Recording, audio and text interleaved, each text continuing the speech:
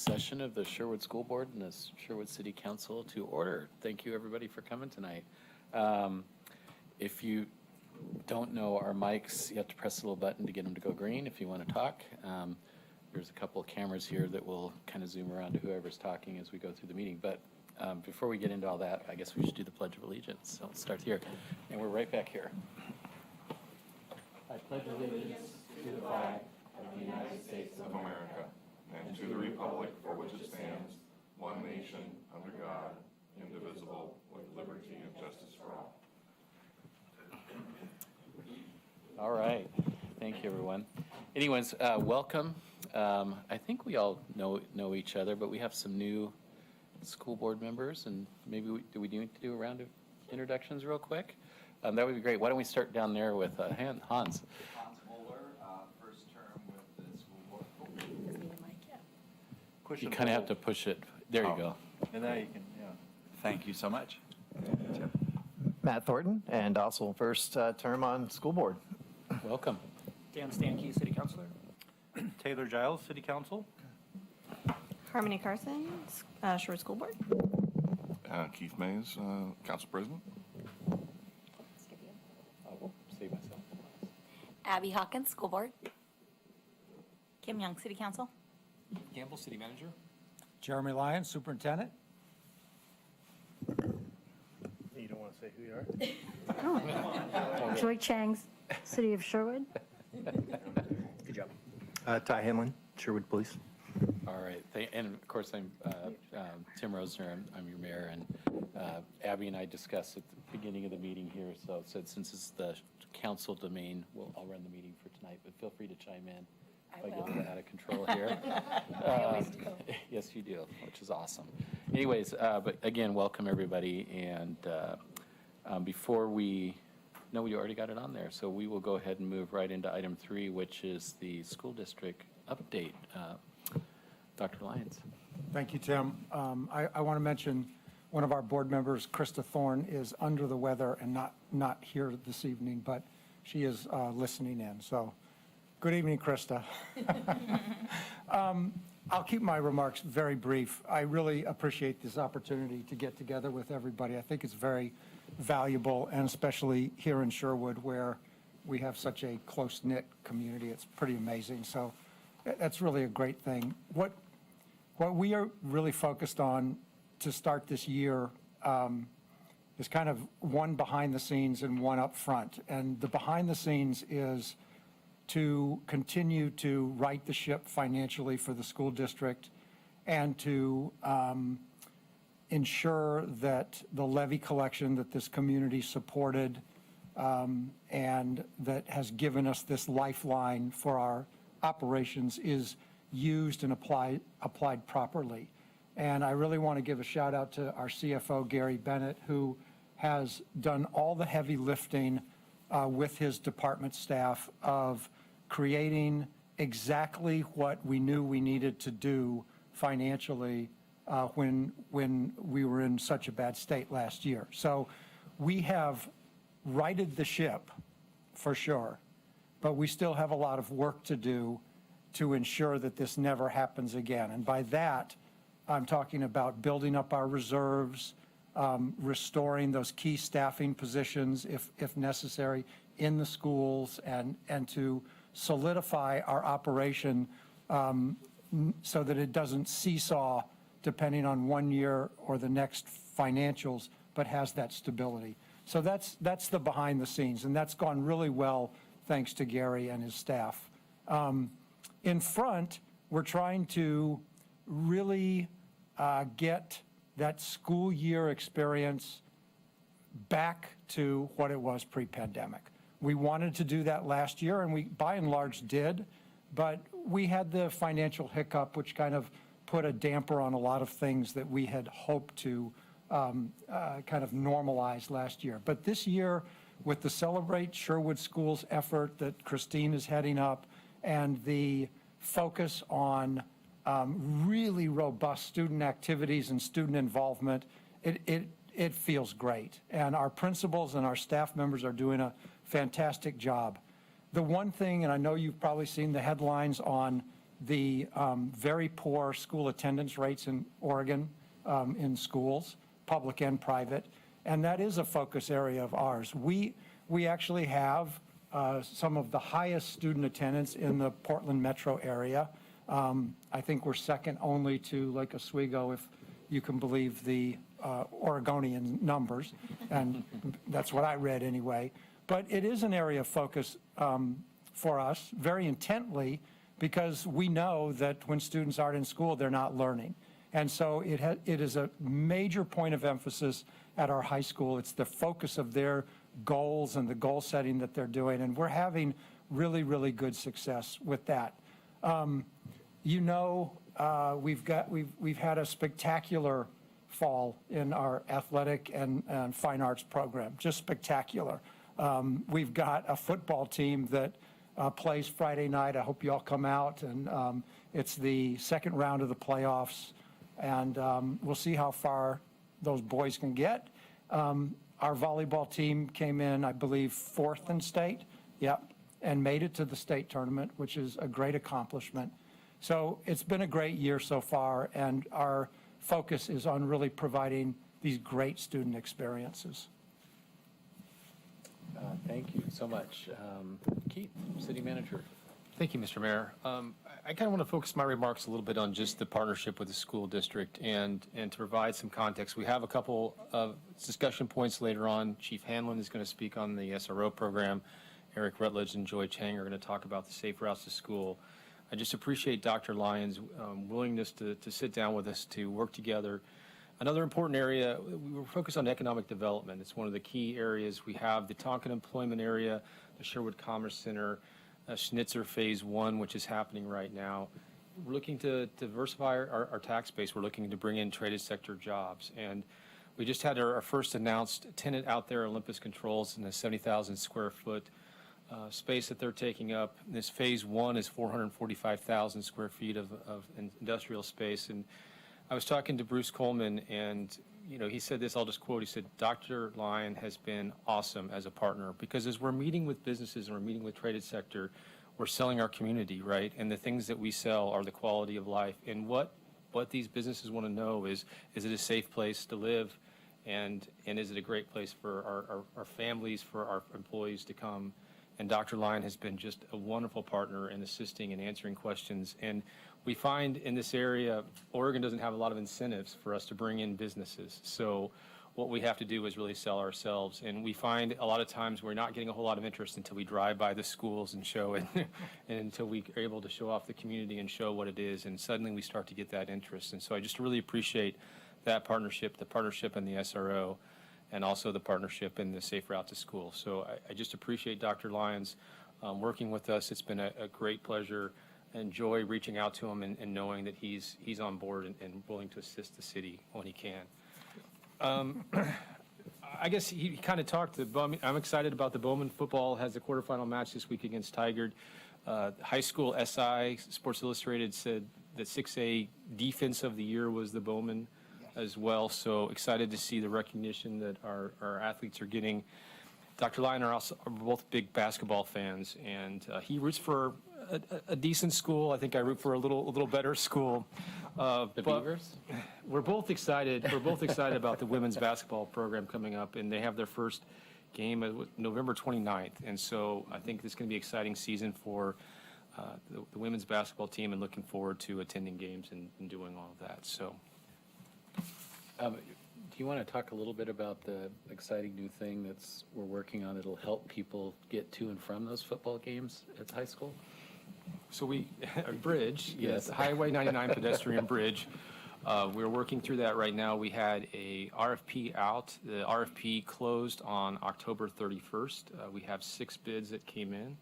So we have that on the agenda for the 21st for the council consideration of that project. So that has been a multi-year project. It's been another project. Speaking of partnerships, the school has been a wonderful partner in helping us as we work through land acquisition and right-of-way for construction easements. And so just really appreciate their support on that.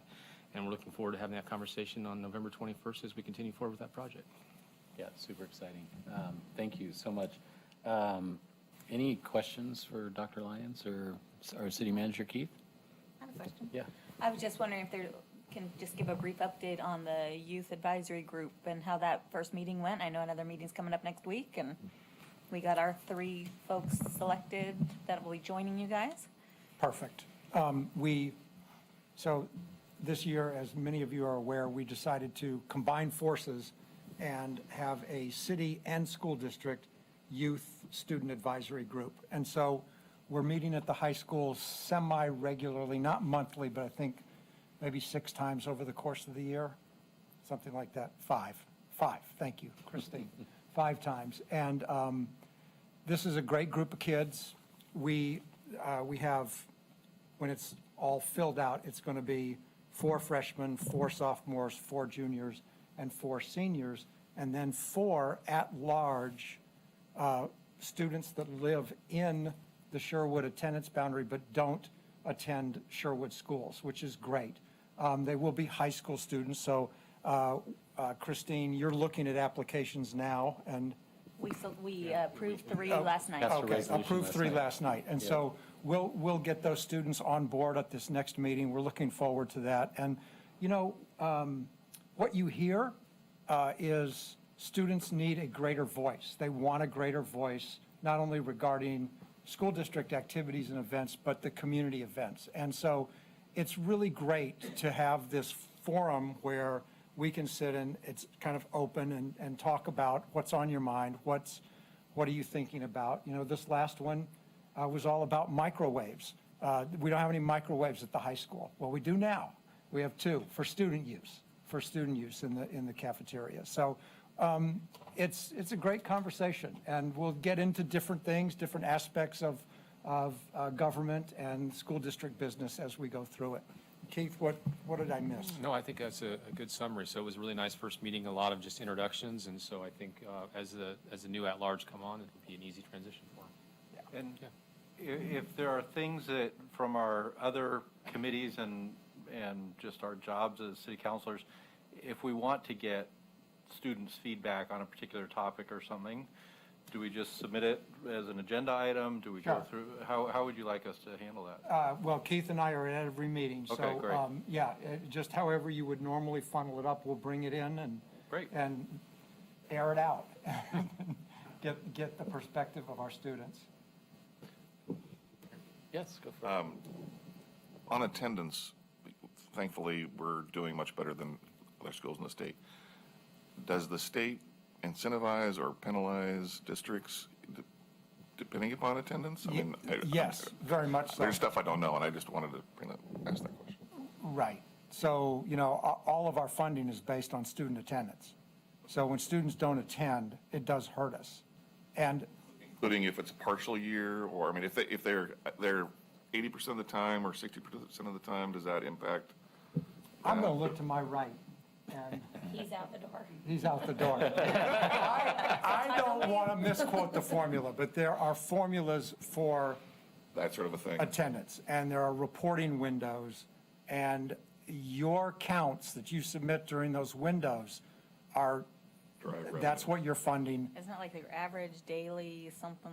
Well, there's average daily attendance, but again, I don't want to get into hot water with those formulas, but they do exist.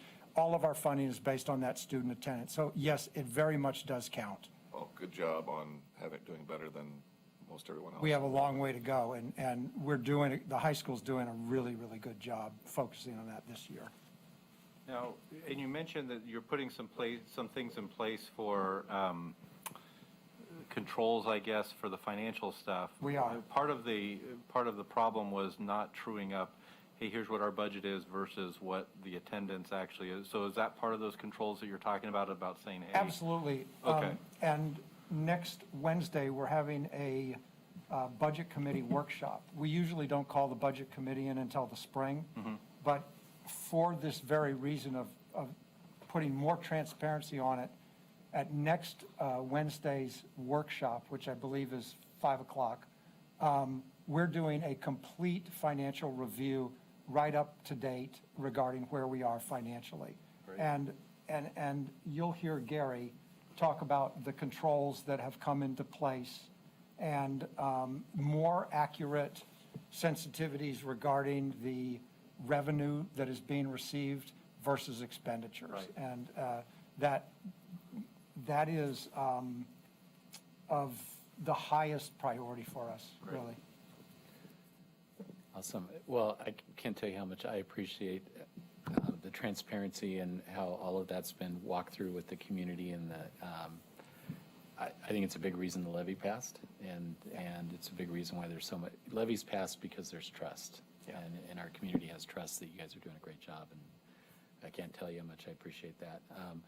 I want to go back to the student committee real quick. I am super excited about that. We have great programs around like Mock UN, and we have the Youth and Government program that kind of goes to the state level and simulates that. And there's other trips that go to Washington, D.C. for federal stuff. But I love this because it brings that local government view into it. And personally, I think that's the best place to serve.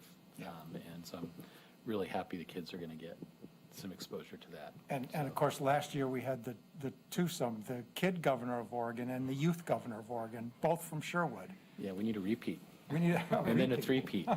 Yeah. Exactly. Anyways, thank you. Any tough questions for the city manager? Okay, we'll move on. Got your off the hook, Keith. Okay, great. Well, I think our next item up is our SRO update with Chief Hanlon. You have the floor. Thank you. Welcome. I know you guys came on after a lot of discussion that we have been having with the SRO program, and in particular the second SRO. So a real big thank you to the school board and city council and the mayor just in supporting this. This has been a long time coming, years actually, just in getting that second SRO in place. And if you're not up to speed on that, it's Preston Newman. And we put a social media post out on him, and he's at the middle school. So he is the primary officer at the middle school, and then James Wolfer is going to continue to be at the high school, and then they'll split the elementary schools as needed. But I've been around a lot of SROs. I was an SRO myself, and I can't tell you how excited I am about these two. They are just full of energy. They're engaging. I think you've seen them on social media. We're having some fun with that. I think they're on the swing set before schools, and then Push-up contests. Push-up contests. They were out there doing the cheerleading thing. So I think we have two fantastic, very committed individuals that really want to make a difference. And their platform, and if you haven't had a chance to talk to them individually, it's just they really want to make a difference.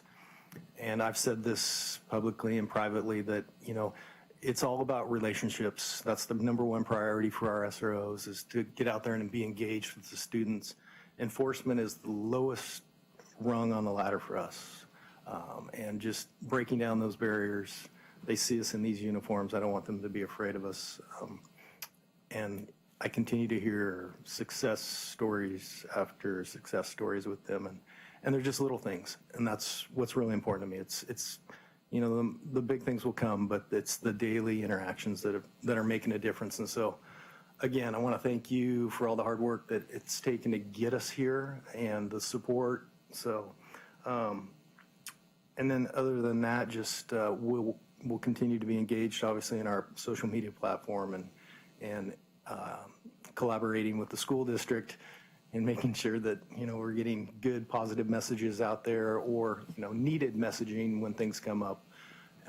But I'm knocking on wood, this school year's been fantastic so far. So that's really all I have. Preston was going to try and show up because I wanted you guys to meet him, but he's at training tonight and he wasn't able to break away. So hopefully if you haven't met him, we'll get him maybe in the next school board meeting, so you guys can officially meet him, because I believe everybody else has met James. And that's really all I have, unless you have questions about the program or what we're doing. Any questions for the chief? Maybe. Go for it. I don't have any questions, but I do think they are both unbelievable, and I think that our kids are really, I want to say lucky, but I feel like they should have been there anyways. So, I feel like they're getting what they deserve. Those kids deserve to have somebody in there that is watching out for them and building relationships, and they both are just like that. I don't want to say they're big kids, but they kind of are, like you engage with them and you can see that they're enjoying it as much as like the kid they're talking to, which is a treasure. So, I mean, we are really, really grateful that you partnered with us and that you've provided that to us. And I'm just grateful that we're in this place now. And I hope we get to keep them for a long time. So thank you. That's all I got. Thank you. Any other questions? It's an easy crowd tonight. We are easy. That's right. Oh.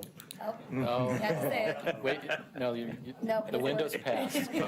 No, I'm kidding. Go for it. No, go for it. Follow your orders.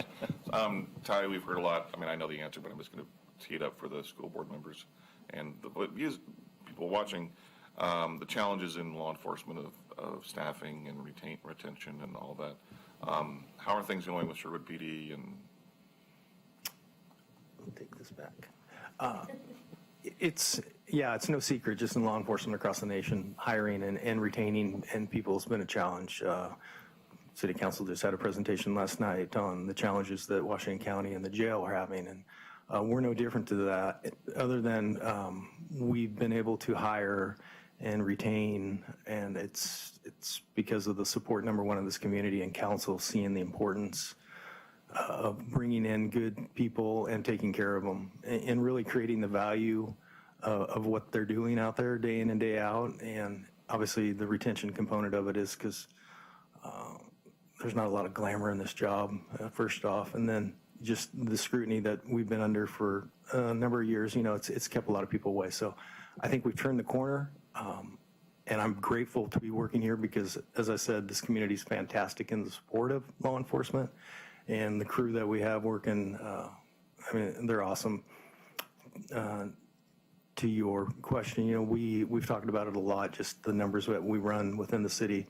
And we run, minimally just because of unforeseen circumstances of injuries and FMLA. And one thing I'm really proud of, and if you don't know this, we have a handful of people that serve in the military that also are on our department. So we have quite a few deployments.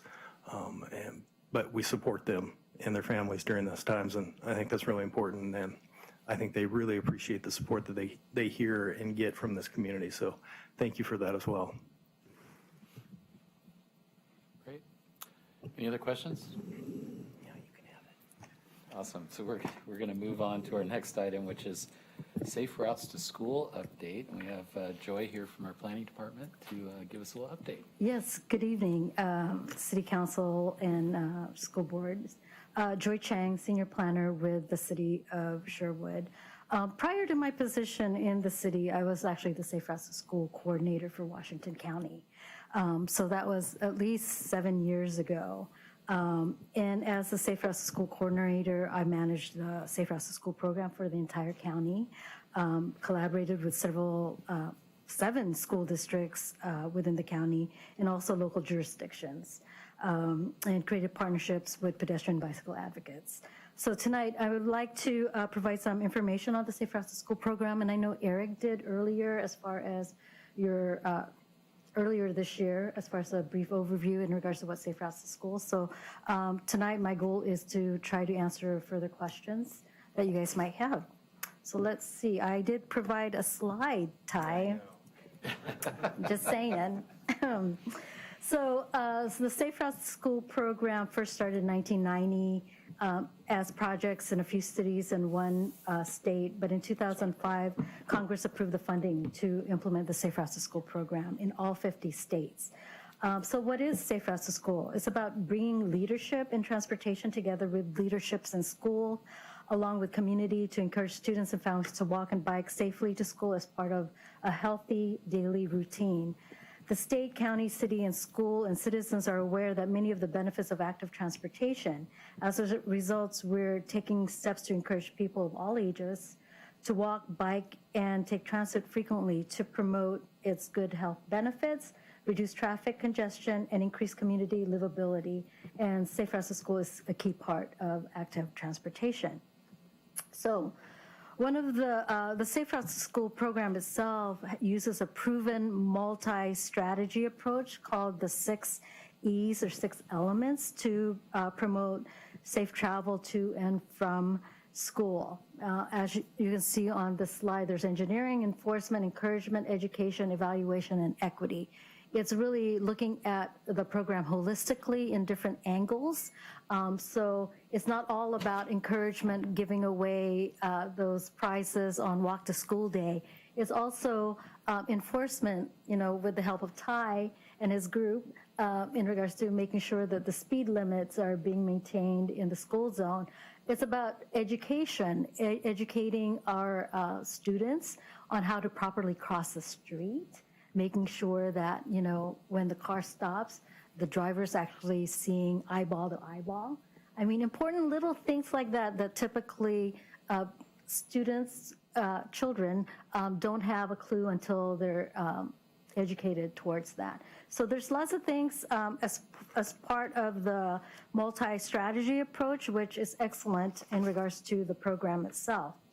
So what have we done so far?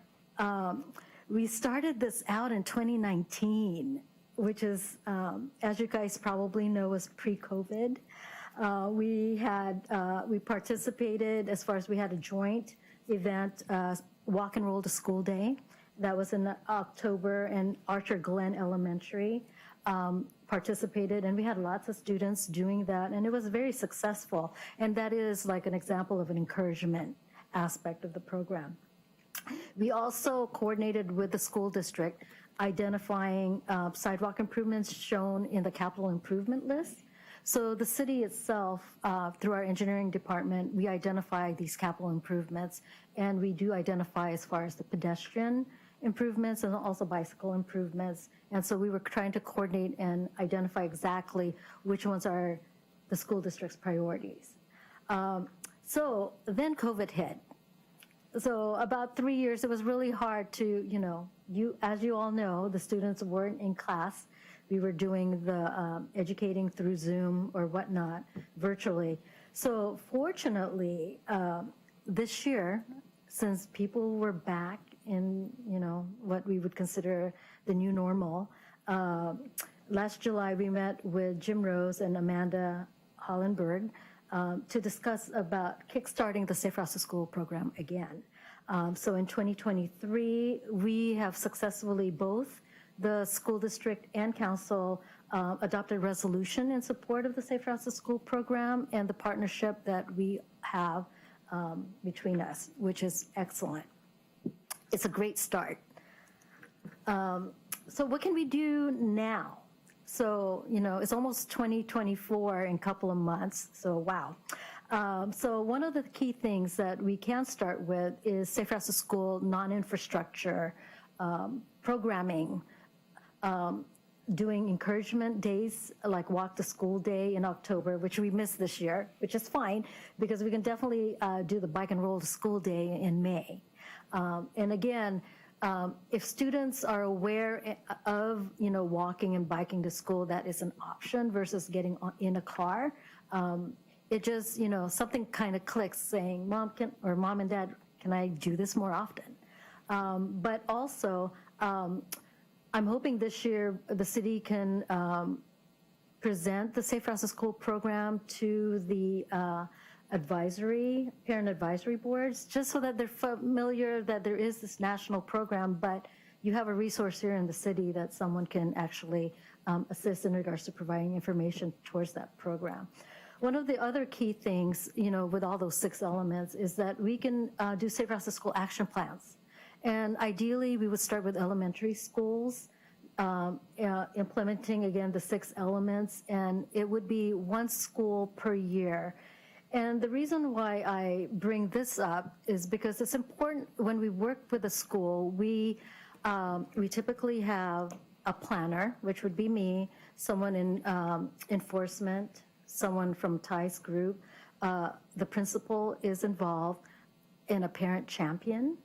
And then also, if the roadway is, let's say, a Washington County roadway, the local jurisdiction, Washington County would be also at the table. We would evaluate, we would do walk audits for that school, identify improvements that could be done, from crosswalks to rapid flashing beacons and things like that.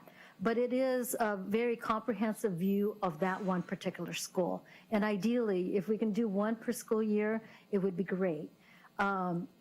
Then, and I'll tell you also in my next slide on why it would be great to do this. But also starting a safe routes to school curriculum in the PE classes. I do know that there's bike and pedestrian safety courses that we can be taught at elementary. We can also schedule or borrow a bike fleet to teach kids how to actually ride the bike. And, and we have a mock-up roadway with stop signs and things like that. It's just additional education so that they can be a participant as far as in active transportation and out of the cars. So why is it that safe routes to school action plans are important? It's because when we identify that there's a need for public improvement, as in construction, this is what we start talking about infrastructure. What can we do in regards to maybe able to apply to the Oregon Safe Routes to School Competitive Grant for next year? So if you look at the table, it does say that for competitive grants, they have $26+ million for us to tap into. Again, it's street safety projects to reduce barriers and hazards for children walking and or bicycling to and from schools.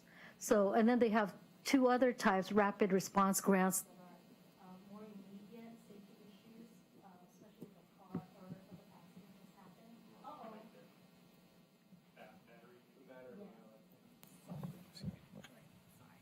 happened. Thank you. Perfect. Thank you. So there's rapid response grants, which is basically if there's a major accident, that's evaluating that situation right away. And then project identification grants basically is finding projects that can be, we do the study, and then in the future, that's why it's project identification. But again, the Safe Routes to School Action Plan will help us identify those projects for that particular school. So one prime example that I've talked to Jim about this long time ago, back in 2019. So I basically identified district walk zones, and then of course how it's related to the capital improvement plan. And so one prime example is the sidewalk on Meineke in Washington, the north side, right? So the school district walk zone right now, Hawksview Elementary and Sherwood Middle School, and there might be more like the charter school, but this is what I found. And I do know that there's busing because of this lack of sidewalks on the north side, and I've been informed that the school district would save a lot of money in busing or transportation costs if these improvements were done. So there is a positive benefit from the school side. I do know that it's been listed as part of a capital improvement plan. The little image there says is pedestrian 21 is what it's identified. And its estimated cost is $500,000 just because of the grade at that location. It's not just a simple sidewalk. There's lots of grade which pushes it up. I want you to be aware that for the competitive grant, there is a 40% local match, which, we would get $300,000 as far as for the grant, but the local match is 40%. And the only time that 40% can get reduced to 20 is if we have a Title I school, a low-income school. And I've looked at all of our data, and we're very fortunate in Sherwood that we don't truly get to the level of getting that reduced to 20% because we have a awesome community that, I should say, an awesome community that fortunately, that's not even a concern. So yeah, there's lots of things that are eligible, right? Again, public right-of-way, cities can apply. What ultimately, if and when, if we decide to go with this, either as a joint effort, as far as the local match, or if not that, definitely we would need the support from the school district, saying that they support this grant moving forward.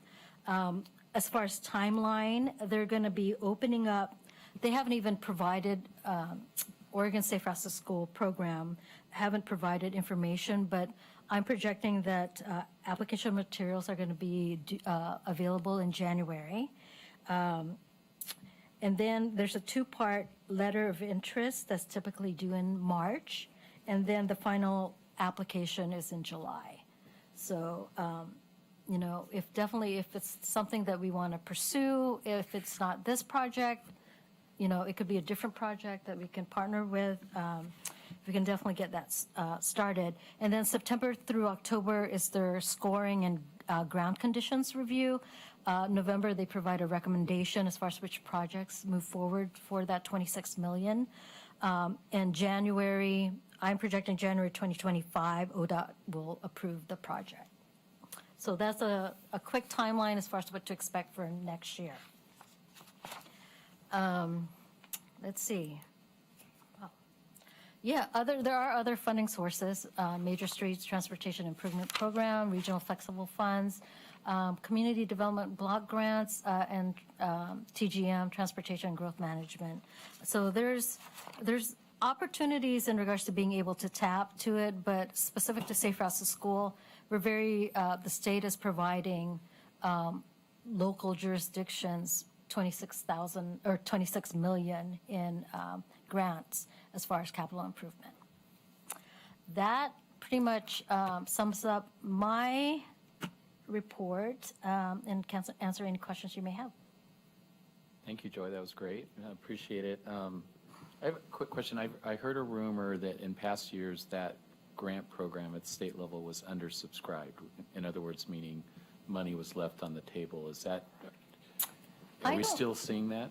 I'm not quite sure. I have not heard that. Okay. Because I was hoping it was true. no, the last Yeah. webinar that I attended, there was more of an ask than they can grant. So there was definitely not any monies left over. So we're about to provide a very safe route to school with the bridge. Are any of these monies available for helping defray that cost? I mean, I do know that we have, right, tapped into other I know we've funding gotten other ones. source- I'm just saying, if there's another bucket of money that we could tap into. Yeah, and I don't know if the details of the rules, but I suspect because we are so far down the path and we're about to award that you can't apply for a project that you're already doing. Okay. Yeah, All right. so is usually what you run into with that. Yeah. But But buckets of money lying around, I want one. But money is fungible. Yeah. So if there's other projects within the city that qualify that we were planning on spending money on, we can move things around, so. Yeah, that's the beauty from my perspective of the program. We can fill needs that we've already identified, that's already on our CIP list, that we wanted to do, and we can accelerate that and bring in some other people's money. I mean, it's our money that we give to the state to come back to us to help us, and that's a great thing. So for one key element in regards to us, for us to score well, right, we should definitely do an action plan for, let's just say, Hawksview, if it was this project. So then, you know, one of the key elements would be we would identify that improvement. And it's almost another, it's like, okay, you're not just asking for money for construction, you're actually doing the program. And it does shine light in regards to scoring better. Yeah, I mean, I know the city manager, Keith, gets tired of he's talking about being grant ready, but the better that we can jointly agree what are the priority projects and get ourselves in a position, like if we need to get 30% engineering done or whatever those items are, to your point, the non-infrastructure programs, we can put together applications that will really score well. But, luck is the intersection of preparation and opportunity, right? So the partnership is great, in terms of achieving that. So we know where to focus. Yeah, I mean, we started already with resolution and orders, supporting each other, so which is a great start. We can just build on that so that we can shine. Sorry. I have a question regarding how these safe spots are determined. Do we take a school, like an elementary school, and does it rate in some way the walkability of it? Or is there a way for parents or to call the district and say, hey, I think this is an unsafe area walkability-wise? How do we go about assessing trouble spots? So I do know that we have the Traffic Safety Committee, that we get lots of parents commenting in regards to those, and I sit in that committee too, so I'm fully aware in regards to the concerns that there currently are in regards to high school traffic, right? But one of the key things with the Safe Routes to School Action Plan is we do a walkabout and evaluate.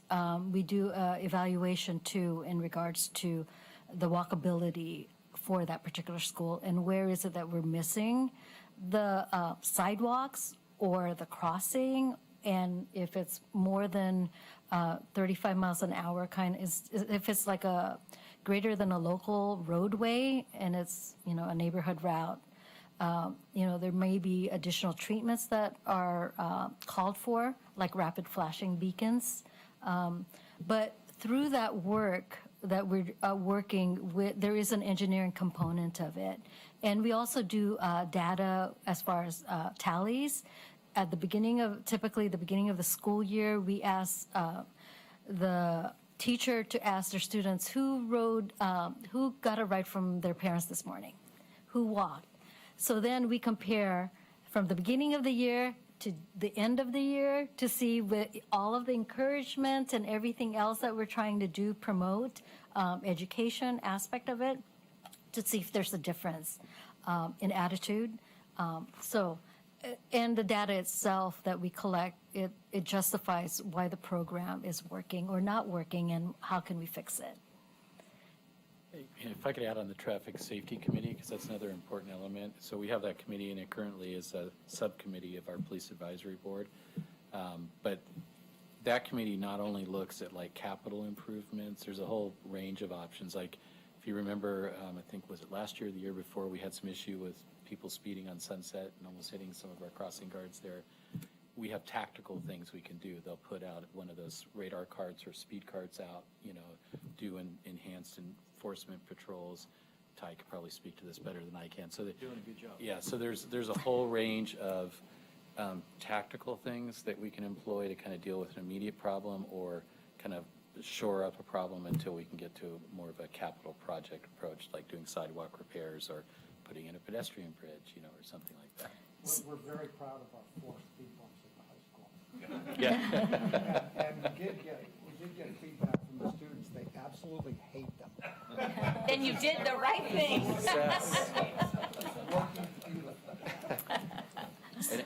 And a quick note on Elwart and Edie, we have been working with the state for over a year, longer, unfortunately. We were ready in months. ODOT took, 13 months? Yeah, to do some speed reductions on Elwart and Edie Road, so those are coming. So we should see some From the reduction in county. speeds. Yeah. From the county. From the county. Right. We had to kind of force the issue, work with the county, and then Yeah. work with the state to get it done. But it's there. We can get the speeds reduced. And they're going down to 35. Yeah. Yes. So is it correct that we've got certainly an extensive CIP capital improvement list of projects that, some we might not get to for 20 years. The school district, you have great knowledge of needs that you hear from families, students, teachers. Are staff and staff going to get together and kind of compare lists and prioritize? We're very enthusiastic about the Safe Routes to Schools. It's going to, I think, solve mutual goals. Yep. And it's great. So Jim is working very closely with Joy, and we'll get it done. Awesome. We're excited about it. So, Our transportation director, the one who runs all of our buses, she has a very clear understanding of what areas need additional assistance, because if we don't have a truly safe route, then she ends up busing students, even if they're inside the 1 mile distance for elementary schools. So like, I know the other one that she's identified already is along Edie Road, would I think be the south side of the road. There's a number of spots where we don't have sidewalks. That eliminates the ability for kids to walk to the ridges from the area like right behind the area that Providence Medical, that area, there's homes right there. So that's the other kind of thing. And it, like Joy said, it's just like my team. The grade on that spot is really difficult. So it's not just slapping down a piece of concrete or the sidewalk, but there's some serious engineering that has to go along. But that adds to our buses. Kim? So, Joy, if you want to identify a school to begin an action plan on, I assume it's going to, staff working together can decide what school should prioritize first. And I mean, you don't need anything from us. You guys are, right? Right, Okay. right, definitely, especially if we've identified a capital project that we're eyeing. The key is if we can work with the school that's impacted. Yeah. And do that safe routes to school aspect of it. And Jim and I have been talking for many years in regards to this program and what we can do, and in regards to the partnership and what we can move forward with. In regards to the safe routes to school action plans, you know, we definitely need a parent champion within that school. We also need the principal buy-in, and of course the school district buy-in, and then we need some staff in regards to city staff, as far as a planner and an engineer. I bet and you'd have a police. parent from every school volunteer, because the parents want safe routes to their Right. school. You will get a volunteer. Yeah, and the commitment is pretty much is within the school year, once a month for maybe an hour. Yeah. Is the commitment in regards to this action plan, and then we produce, it's like a term paper. We produce a product at the very end through that year's worth of work. Great. I love the like education component of this. My kids were at Archer when we did this right before COVID. And I never thought, my kids were little, I didn't think about sending them on a bike down the hill. And I remember when we did it, I actually drove and like made sure they made it, as many other parents did too, because they were young enough I wasn't sure they could.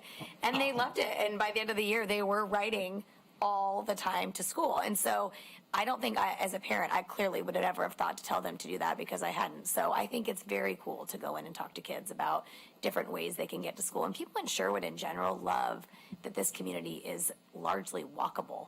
People really enjoy that. I think that's a value in this community. So showing kids that they can walk or ride their bike to school is really cool. Yeah, there's definitely walking school bus, you know, where they all walk together, and also bike trains. So where they, I mean, those are the things that are available now that, you know, a parent champion can just, you know, within that community, sign up and just do it. Yeah, it's very cool. So, oh, sorry. Did you have a question? Okay, go ahead, Taylor. So your comment about making a park or an area where they can do bike training and stop signs and everything like that, what is it called? A parking lot? Yeah. Yeah, it's not really a park. It's just we put like on the empty parking space. I know it's not a park, but so here's my idea. When you said that, Your backyard. though, what's that? You can do it in your backyard. No, not my backyard, but somebody's backyard, and that is the Sherwood Middle School has that massive parking lot that used to be packed with student drivers, and middle schoolers don't drive as often unless we've had some serious behavior problems. And so, no, but I'm just wondering, because I've also heard the park department actually talk about doing different kinds of parks. That's why I called it a park, was they were talking about wanting, you know, a place for kids to ride their bikes that felt safe and stuff like that. And so, again, I'm trying to think, is there a partnership there where, because it could be as simple as repainting some lines and putting up some barricades, or it could be making miniature stop signs and making, you know what I mean? And so is there an opportunity for the use of that space that might, and again, I'm only there during pickup and drop off sometimes, and so I may be misstating how much space is in that parking lot now, but it feels like there might be an opportunity for something to do there that would be, we could start small Definitely. as a painting. Right. So I do know that bike rodeos is what they call them. Yeah, that's bike rodeos. They're called bike rodeos, and the kids, for kindergarten and up, typically elementary, and you can just do it anywhere as long as there's a parking lot, and you just block off the parking lot. Okay. And a lot of times it's in partnership with our law enforcement, because I've seen Washington County deputy do that, and other cities in addition to their police. But we can plan it. I mean, if the community's willing, it's a great educational piece that's outside of school, but at the same time, we could also have a curriculum so that the kids, when we do borrow these bikes, when we borrow the bikes, definitely the kids will learn how to ride a bike. Very nice. Love it. Any other questions? Thanks for all your work, Joy. Yes. Oh. Yeah, thank you, Joy, so much. Really appreciate it. And, from a city perspective, we really appreciate the partnership because we are, I'm sure like you guys, we're always looking for ways to fund projects because we can't do it all on our own. So this partnership just unlocks a lot of funding that we haven't been able to get access to before. So I can't tell you how much we appreciate it. And parents and kids can both feel more comfortable going to school in different ways than in the car.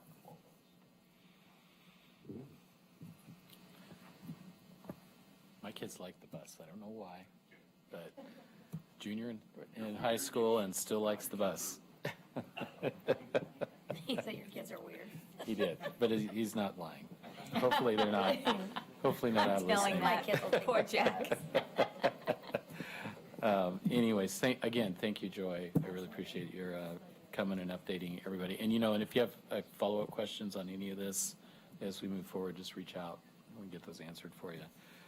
So we're on to item number 8, our last item on the agenda before we adjourn, which is a roundtable. So this is just an opportunity for us to chat. If there's other things anyone would like to talk about, we can do this a couple ways. We can just go around the room because it says roundtable, or Where are those? or I can call on people. Does anyone have a topic they'd like to discuss real quick tonight before we adjourn? There we go. Chief Hanlon.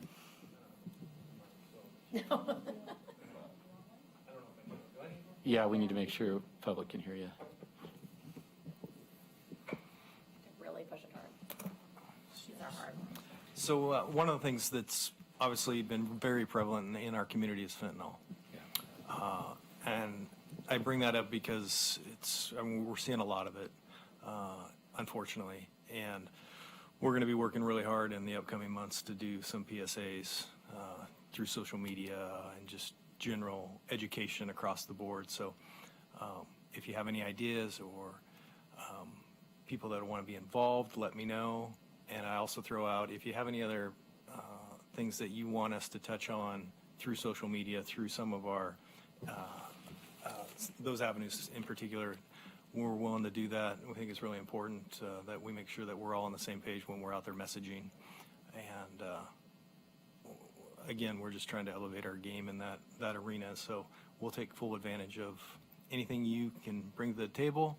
If you got a skill set in filming or acting, because we're going to need some of those people too, because we're going to try and really do a good job with some of these things. And like I said, not to make it's so serious, but we need to make sure that people understand what fentanyl is doing and how it's evolving and changing even as we speak in delivery. And so we're going to try and be on top of that. Question, but I can't get my mic. Okay. I know Krista had asked before about doing like a parent night, a parent information night. Did that happen? Maybe not. You're looking at me like I'm crazy. What? Well, I mean, I have a high school kid, and he's only a freshman, and maybe I clearly am ignorant to what's going on in high school, but I ask him questions, you know. It doesn't help that he's a boy, because he hardly tells me anything anyway, but I ask him questions all the time about, you know, friends at school, and even does anybody smoke or vape, or do you know anyone that smokes pot? And he seems very, like, unaware. And so it leaves me kind of feeling unaware of, like, what's really around and how to be prepared to kind of work through that. And so I would love it if there was some type of informational night. I don't know how well it would be attended. I think if the right information got out there and parents knew about it, and it was, you know, a time frame where they weren't at work, things like that. But it would be great if there was an informational night for parents to come and really understand the nitty gritty of, like, where you're seeing it, what that looks like, what to look for, you know? Yeah, Yeah, just that's a to great idea. piggyback on that, I remember it was last spring when we had a joint meeting and you were speaking and saying that. I was very surprised to hear that it was coming in through TriMet and at the library, like Yes. here.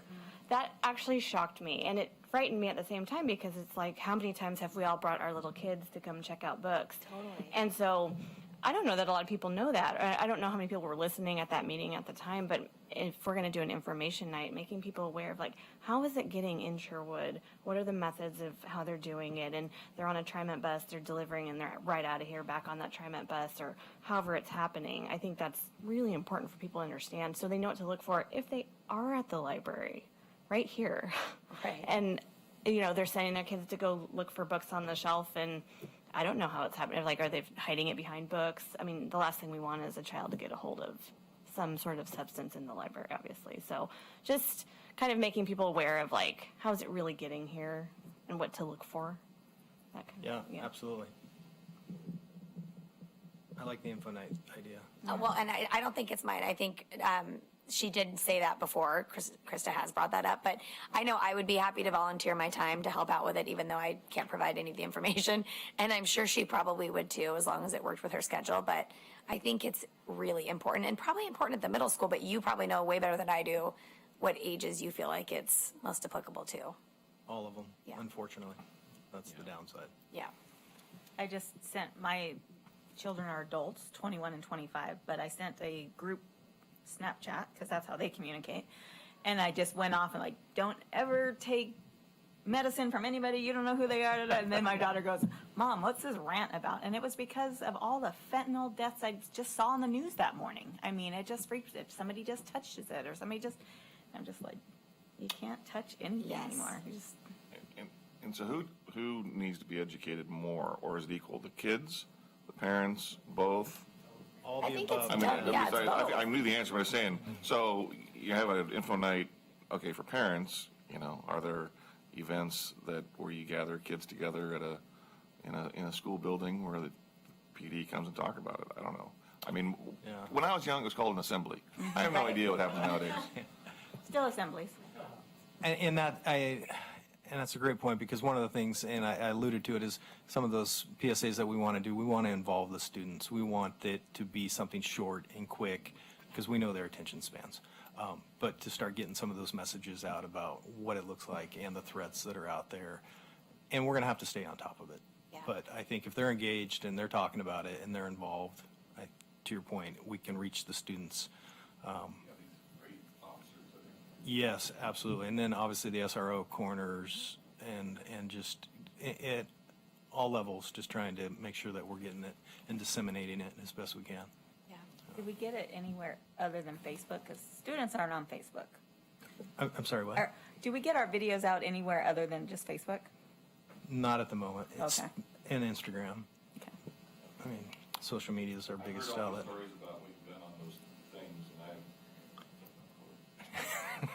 They're doing a great job. You'd have to make TikToks for kids to see them. Yeah.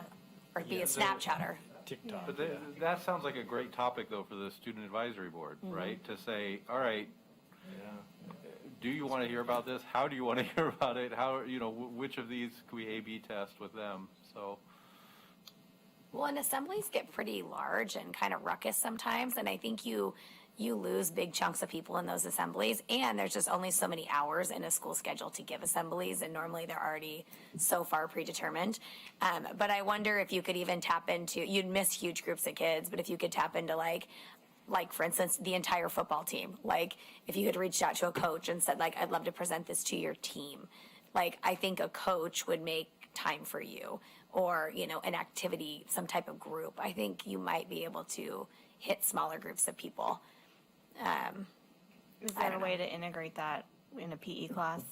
You know, so we are hitting, if it's required, then you are hitting every kid. It'd be great. I mean, I'm a child of the 80s. How many don't smoke assemblies did I sit through, you know, like as a kid? Dare. Yeah, Brain on drugs. everything. And like, Yeah. you know, Great Smokeout Oregon and all those types of things. I think we have to kind of hit it with the same velocity of like, don't smoke in the 80s. So. Remember Yeah. all those ads? Just to be clear on this, I think this would be the third year that's been incorporated into our curriculum. So every student in middle and high school Right. gets lessons about the dangers of fentanyl. And the curriculum needs to evolve, and that's something we can partner with the police department with, and might be something to consider anyway, so it ties to our curriculum. But it is in there, and we make sure every kid gets it, and parents get notification about it. We need to do more, but we've been working on it for about 3 years now. Nice. It's part of your health curriculum though, right? You know, yes and no. It's specific lessons that we developed. It actually started with a family in Beaverton. A kid in my daughter's class in Clemson High School died during the pandemic of a fentanyl overdose, thinking he was buying Xanax. And he was depressed being home by himself, and they started a foundation that is all about educating kids and parents. And so they developed lessons in Beaverton, and then we kind of took those lessons and made them our own. And so it's not technically part of our health curriculum, because some grades don't have health at the high school. So we made sure that those grades have a way to get it in their selection advisory classes and things like that, so that every kid gets it. I've been out of the teaching and learning realm for a couple of years, so I can't tell you the details and status, but it is something we've been working on for quite a while. I was only asking because, you know, some people opt out of health lessons. Not every kid at high school gets PE. And Totally. so it's hard to find like a spot where you can hit everybody. But I think we could make a substantial effort towards it for sure. Sounds like. They're done in flex now. We didn't have flex back. Yeah.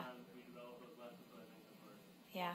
Well, I really like the idea of a parent info night or parent-kid info night, because I think, I mean, I talk to citizens and, you know, they don't think a lot's going on in Sherwood when it comes to drugs and, you know, another activity. And there's, as the chief said, there is a lot going on, not as much as some other communities, but I think awareness is really important. Yep, awareness is really important, and I think a little education. I mean, we don't want to go scare people and say this is a horrible community. That's far from that, but parents need to be aware of the dangers and what's going on. So it sounds like we have a to-do, to at least start a conversation. Yeah. Yeah. Awesome. Any other questions on this? Any other, Dan? Not on that. Okay, go for it then. Yeah.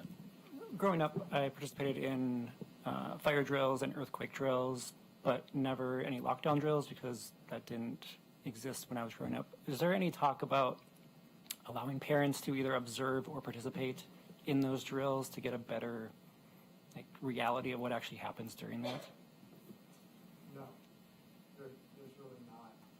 Those are so precisely timed with staff on hand, and it passes very quickly. I'm not sure I could envision, other than a standalone scenario kind of event, but we do them quickly, very efficiently.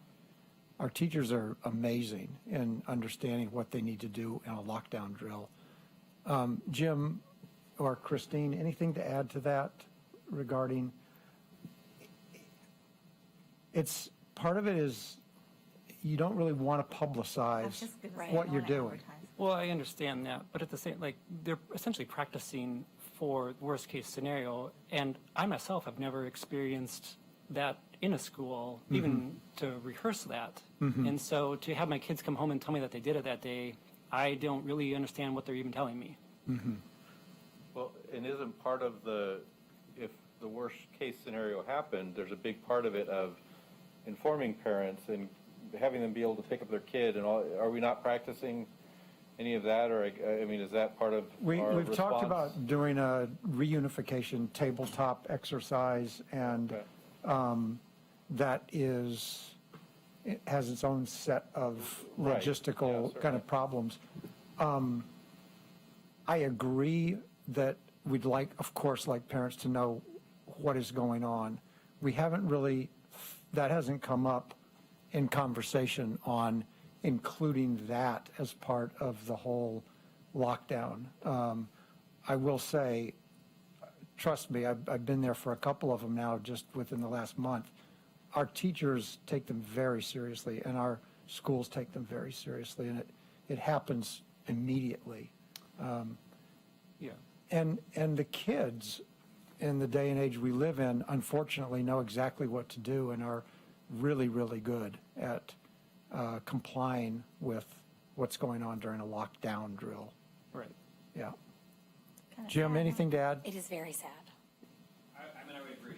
The biggest thing is, I don't think we want large numbers of people knowing exactly how it works within the. And so I would be hesitant to open it up very far for that reason. I will also share that while we make sure the kids know these are coming, and we make sure parents know they're coming, even in that moment, it's a little scary for students. And I'm not one that's in the buildings a lot, so a lot of kids don't necessarily recognize me. And as I'm going around and checking doors and verifying that everything's been followed, I do hear back that the kids saw me and were a little concerned. And I know when James is in the building, they're used to James. So seeing James walk by in that moment doesn't scare them. I would be concerned if we had a lot of strangers in the building suddenly. Even though it's a practice, there's just that level of anticipation from the kids and the seriousness in which the kids take it that I think we create some unneeded angst amongst our students at a time when we really want them to follow the process and learn the process so it becomes second nature. So if something ever happens, there's no question the kids know what to do. They go do it regardless of frankly whether or not a teacher's in the room. I mean, ideally we want these kids to nail this process, and I hate that we have to do it, but that's really where we're at. Good points. I appreciate the interest in knowing about it, and I don't know how to share that with parents. We take this really seriously. Our teachers take this really seriously. And we talk about this we have a safety meeting every month, or emergency preparedness committee meeting every month, and we talk about these things over and over, make sure we're doing them right, and doing them in a way that parents would be, if they knew about it, would be very appreciative. Yeah, that part I'm not Right. have any issue with. Like you mentioned, the psychological trauma to the children going through it. Like the parents don't experience that, and so if there's a standalone or something, I was just as a idea. But I was just I don't know if I have a lot to add, but having been a classroom teacher for a number of years and having seen these drills evolve over the years, it's been a number of years. Obviously, I don't know exactly what they look like now in Sherwood, but having taught in Sherwood, gone through these drills, it is a very serious thing. And you're correct. There is a certain sense of trauma that does occur. I mean, there are some students that get very triggered by these drills. It's not an easy thing to go through. Personally, even as a teacher, it's not an easy thing to go through. There were years where we had these drills and, of course, the lights are off or whatever is happening. And, you got police walking the hallways, checking doors and doing things. And it's kind of terrifying. Yeah, it's not an easy thing. But I can tell you, every district, every school I've ever worked in, it is something that is taken very seriously by every single adult in that building. There's nothing I can think of more important than safety of the kids. And these drills are always taken extremely, extremely seriously. So I don't know if that gives you comfort. But it's, that's all I guess I'll say. It's unfortunate we live in a society that we have to do these drills. And not only that, but every time these drills are done, there's learning happening every single time. And the more you do them, it's just minute, but it's the details, the devil's in the details, right? So, when you're scheduling police to be on site and how many wings and sectors that you have associated and assigned to certain staff as you're going around and unlocking doors and working with police, you're fine-tuning a process that is so unfortunate we have to do, but it really is, it's really flawless. It's becoming very flawless a lot of times in school districts, and having just done one last week, and being in charge of a wing and going through with a police officer, I was really impressed, like with the entire staff and then every police officer from Waco that was there in attendance. And, you know, they're unfortunate that we have to do, but the more we do them, the better we get at them. And unfortunately, hopefully we never have to actually do one, but it's taken very seriously. Yeah. I think related to that, but not the same, I'm probably opening up a can of worms, but I've shared with Dr. Lyon that, you know, back when my kids started, I have like a spread of kids, but back when my kids started at Archer, the only reason I got involved with helping out with the bond was because I cared about us having like a vestibule or a locked entrance or feeling like it was more secure. I loved the school, but it felt so weird that you could just like walk in and walk out. And so I got involved, and we fast forward and we're here now. But back then, that used to be like a real priority in our community, that our buildings were open. That's what they would hear, that feedback all the time from parents. They want open buildings. They want to feel welcome in their kids' schools. Where we're at now, there is some security in place with those vestibules, but our doors are open. You can come into the building. And I have expressed my own just personal concern that we don't have parents buzz in, at least at the elementary level, where there's one entrance. It feels to me like a very reasonable change to say, you know what, you're going to have to buzz and you're going to have to wait till you're acknowledged to walk in the door. That way we know who's coming into our property. Because while if somebody wanted to come and do harm, yes, they could get through the door, it would be harder. And it would take someone acknowledging them and having an opportunity to respond to that. That's just my own personal belief. And the elementary school is a place where it's more possible to make that change versus like the middle school or the high school. So we've had that conversation. I just said, you know, it's not on me as Abby Hawkins to decide that for the district, but I would have interest in talking to our parents, at least at the elementary level, and saying like, where are our values at today? Do we still feel good about this? If so, totally okay. But if we're feeling like maybe this isn't where we are anymore, is that a change that we honestly can make in our district? Because I do think times have changed, and I personally don't mind waiting a couple minutes, but I would like to know that it's going to take a minute to get into the building. And while our kids are working on doing all these lockdown drills and practicing safety, I feel like there's things that we can do as adults to create a little bit more safety as well. So that's just a conversation we've had, and I think there's going to be some follow-up. That was actually just a conversation on social media last week in one of the moms groups. Yeah. Like somebody said, I cannot believe that we can just walk through our front door. Granted, we have to go to a vestibule, but we can literally still just go in. And so so there are parents that obviously are thinking that same way. And I know that's the case because they've contacted me, and it's been a conversation I've had for a long time. But I think it's finally at a place where we like turn it to our parents and just say like, what's the feedback, you know, and see what they have to say. That's it. Great conversation. Any other items?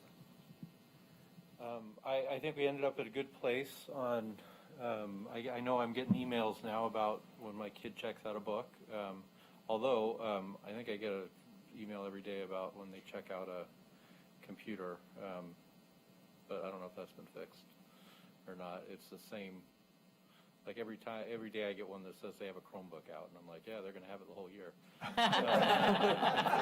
They probably have a loaner. Oh, well.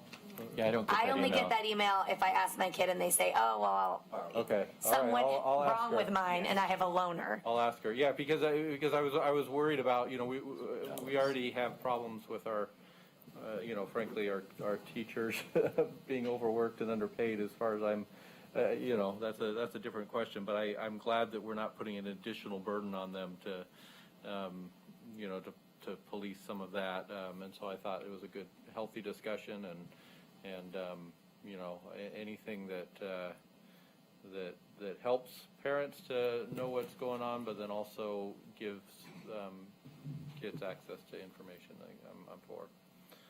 I just wanted to clarify that because I feel like I read that someone was concerned that was actually extra work for a teacher or a librarian to send this email. And I just want to say, this is an automated thing. These books are scanned, which then goes Oh. and then it's just automatically sent to Yeah, the no, parent. I think that there were some ideas on there of like, oh, we got to have teachers go through and catalog their personal libraries that are in their classes and figure out what the rating systems were and everything like that. And I was like, no, this one that's automated at checkout Yes. sounds like a Yes. much more sustainable thing than saying, hey, by the way, teachers, Right. add another 5 hours to your work week because you need to start cataloging all Yes. of this stuff. But the versus emails are anyway. automated. That's great. Just so Yeah, everyone that's- knows that it's not, at the end of the day, teachers are emailing. Yeah, no, I love that. Yeah, okay. And I think our conversation was more about, once we created our guidelines, making sure that people's libraries match those guidelines.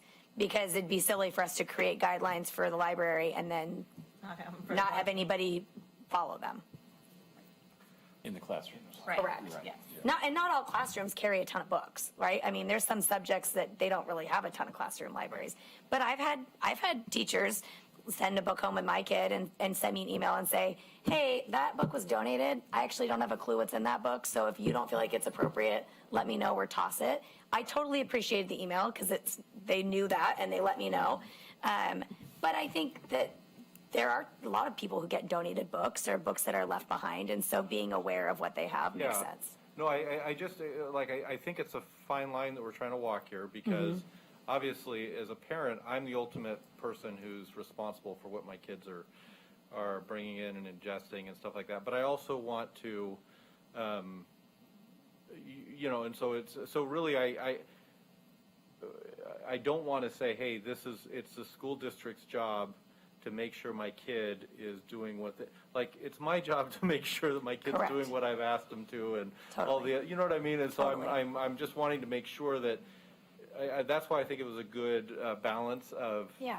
we've got the automated one going out. And by the way, it's just like it's up to me to make sure my internet is filtered the way that I want it to be. Or, and other things Yes. like that, right? The friends that I'm letting them stay with or, like that's all parental stuff. And so anyway, I just thought it was a good solution that was sticky, a complex topic, I would just say. I love it. I'm happy to report that my freshman son checked out a book last week, okay? That's. I think they're required And I to was have so one in their bag. excited. I said, you're reading. My junior son checked out a book on poetry, and I had a lot of fun asking him about his book on poetry when he got home, There you which was go. amazing. See? Yeah. The more you know. Yeah. To Taylor's point, though, and this gets said a lot, right? You're a parent who knows it's your job to.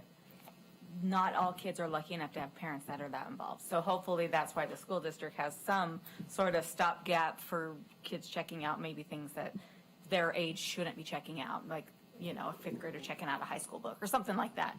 Right. So, yeah. Yeah, but I also don't want to. Yeah, the thing I'm trying to avoid in even the security things and the library things and others is sometimes we hear these stories that because we hear them a lot in news cycles and a 24-hour news cycle and stuff, it feels like it's a bigger problem than it is. And so it's like, well, we could go, spend millions of dollars and have it be a total lockdown and metal detectors and frisked and all that. And it's like, oh, but we've now just, yes, we're safe, but now we've solved for a problem that wasn't really a problem in our, so it's like, well, the right way is to figure out what's the balance on that. And so I appreciate that. But, and yeah, my daughter read 1984 and was like, Dad, did you know it was a good book? I'm like, well, yeah, I've been trying to get you to read for years. I'm glad you're on the book train now. Well, super awesome. I feel like we've asked a lot of questions and we talked a lot about kind of the school side of thing. We'd love to hear, if you have questions about on the city side or policies, whether it's transportation. We talked a little bit about our law enforcement tonight. What questions do you guys have? What do you want to talk about? I'm just super excited about that bridge. I think that's going to help transportation enormously for next year. I mean, whenever it gets done, but hopefully by next year, I think that's going to. Realistic, it'd be spring of 25. Okay, in 2 years. I'll be Year and a really half. excited. Year and a half. I mean, we're hoping construction's going to start fairly quickly next year. Great. it's going to depend on contractor readiness, you know, and how ready they are to get going. But we're excited too. And if you haven't seen the visuals that they put together for the bridge, it's pretty amazing. It's going to be a signature piece for the community. I continue to be really impressed by the things you guys are doing. I'm certainly not an expert on city development, but, you know, when the new little plaza went in Old Town, I can't tell you how many people negatively said to me, like, what a waste of space. What are we doing with that? And every time there's an event there, I'm like, this is amazing. Like, Halloween this year was so cool. There was all these different booths and vendors, and it was, so many things were shut down for kids. It was incredible. It's really cool to see that space come to life. And when there's nothing going on, it's still parking. You know, it still is what it was. And get together and submit a application to use that space or other community spaces. Yeah, it's And very the cool. process, if it's not a good idea, it's not going to be successful, but that is a space that people have access to now. Oh, they want to do something cool. You can have a wedding there if you want. I mean, whatever you want to do. It was when it was being built, we were getting email about, what are those big brown Yes. poles? And are we going to lose our parking? But I think once it was done, the positive feedback, I've gotten tons of I emails have of now, people too. that are just love it. They think it's beautiful. I personally, I hate that we have to bring the sails down. I think Yeah, it because just now we looks got the so big nice. brown poles again sticking We got up. the big brown poles, but Eventually, the trees are going to grow and sort Yeah. of mask those poles. they'll mask it a little bit, but I think it looks great. And what I love about it too is when you drive downtown, it's a great feature, but you can still see the town. Yeah. It's not blocking everything. So I agree. It's a wonderful space. It's really and I think nice. the community's embraced it now. For sure. Yeah. I think we need to get big covers for them that look like giant candy canes so that it looks. Is there a grant for that? I'm glad Craig's not sitting in the audience. You want to be on that Yeah, subcommittee? for our tree lighting ceremony. We make those go. giant Candy canes. candy canes. Awesome. Thank you for bringing that up because or you brought it up. I'm sorry. You brought up the bridge, but that's Both cool. Both cool. Yeah. But we have a lot of neat things going on.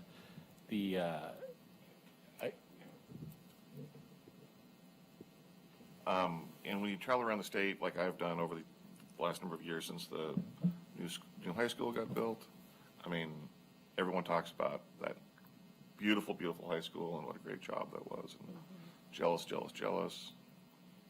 I was asked by several people what college opened up a campus here. True story. But no. the And just high school's FYI, we're beautiful. hosting 6A, 5A boys and girls soccer championships this weekend, this Saturday. And I'll be there working. 'Cause the boys made it. But I think that's part of, and I don't think Bruce is here, but I think that's part of the reason why, you know, we've got other hotel companies looking at us is because they're like, oh, you could host these events that are going to be state events or even regional, and people would travel just to, you know, Well, that's a good point. And one of the things we're looking at in Sherwood West, which I know you guys have been tracking, and thank you for that resolution, is this concept of hospitality zoning. So as part of our due diligence around that, I know Bruce, our economic development manager, has been working really hard on that. I have to be careful because every once in a while I call him Campbell. And Eric's been helping Bruce. Yeah, and Eric's been helping, and staff has been all over it, but we've been looking at how do we create a space down there that can, that can accommodate when we want to have sporting events here. It could be ice skating, it could be hockey, it could be Track and soccer, it field. could be baseball. We have wonderful facilities in this town, and how can we turn that into an economic benefit for the community? I know in the figure skating world, which I had a daughter go through all of that from like third grade on, and there's just a lack of facilities, and they can, if you have a great facility and you have the hotels, it can really take off. And we've had site selectors from different hotel chains in town that we've been doing tours with. Hilton was out here, and they all see a lot of potential for this area, and we're getting a lot of interest. So that's a really important aspect. But it would be lovely to have a wine and sports focus on that piece down there. So like selling wine at the sports fields? We wish. I think the parents would go for that. We can't do that. But no, I think that's an important thing we're trying to look at too. And how does that complement, you know, and add to the qualities and values our community already has. So, I'm trying to think of anything else fun going on we should be talking about.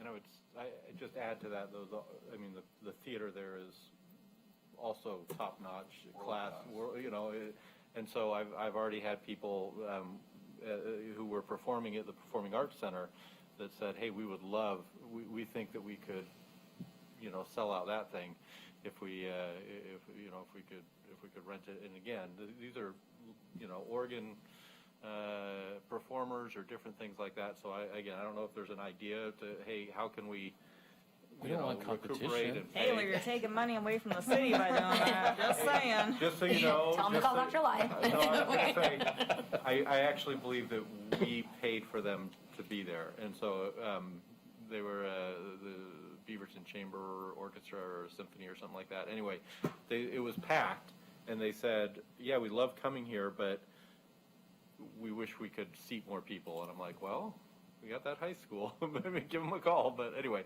so, but because I think that there's an opportunity for both, right? You know, there's some performances that are perfect over there and others where. I was just teasing. Yeah, no, I know. So, But again, it's where the synergy is, you know, and hey, I love it. Both more things we can have here, better. So. Real quick, just because I'm also very excited on the city side, staff is doing a fantastic job doing the internet to the homes. So the Sherwood broadband, we're excited.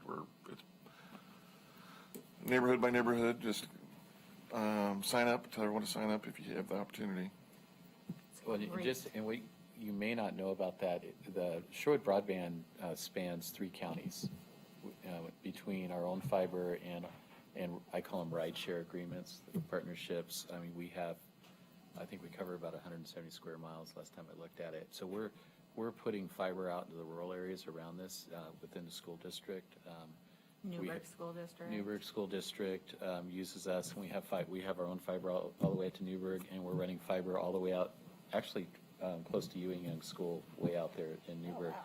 So we're not just doing Sherwood, we're actually reaching out into the rural areas around us. And the team has been doing an amazing job, and we're kind of unusual on a national level that we're doing fiber as a municipal broadband network, or we're going outside of our city limits, and we're getting a lot of really good attention around that, and money, by the way, coming in to help us with that. So I just want to add on to Council President's comment, which is the question we get asked most to staff is, when is Sherwood broadband coming to our neighborhood? And it really is based on demand. So go to sherwoodbroadband.com, sign up, get your neighbors to sign up. We've seen a couple neighborhoods where some activity from local activists or local citizens getting on Facebook and telling their neighbors to sign up, and that is really where we're driving. So if you want to be next in line, talk to your friends and neighbors, have them sign up. And you're not signing a contract. You have an interest in, and the more interest that neighborhoods have is how it's being rolled out. So correct. You don't need to actually sign up. Just, hey, I would like it, we're interested in. We're basing it based off of the interest we're receiving for each of the neighborhoods. And kind of at the federal funding level, so there's this program called BEAD, which is coming from the federal government, and there's about $700 million in broadband infrastructure money coming to the state. And a lot of the focus on that money is going to be getting fiber broadband service into the rural areas of our state, especially Eastern Oregon, where it's geographically very difficult to get that out there, and the carriers are never going to do it, or most likely won't do it. I'm sure they just heard me say that, and I'm going to get hate mail. But my point is, the way they're looking at subdividing the state and looking at grants is by school district.